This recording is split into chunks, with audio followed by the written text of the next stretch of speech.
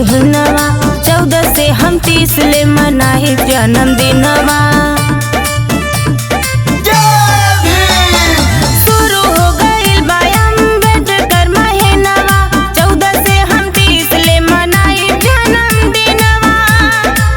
त लेके चली ना सोनार के दुकान राजा जी, दुकान राजा जी, राजा जी। त झुलनी की नब्जे पे भीम जी के नाम राजा जी,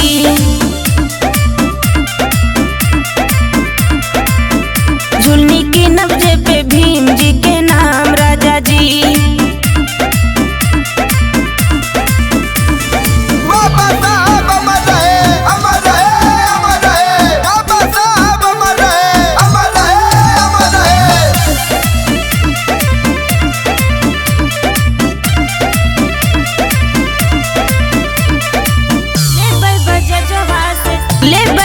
जवा से साड़ी पंचशील हो, मारब जे ठुमका बनैहा राजा रील हो, मारब जे ठुमका बनैहा राजा रील हो।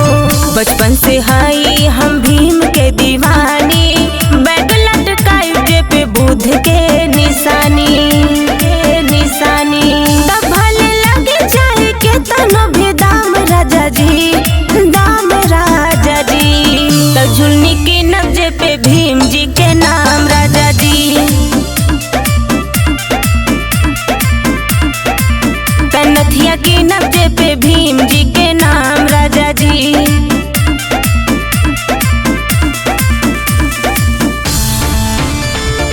भीम जी के नाम राजा जी।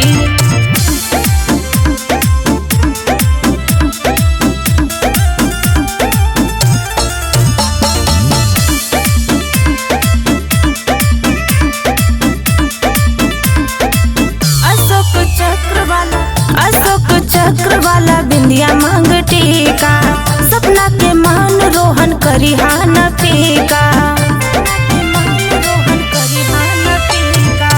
जेहमा से छल के हो प्यार बहुजन के,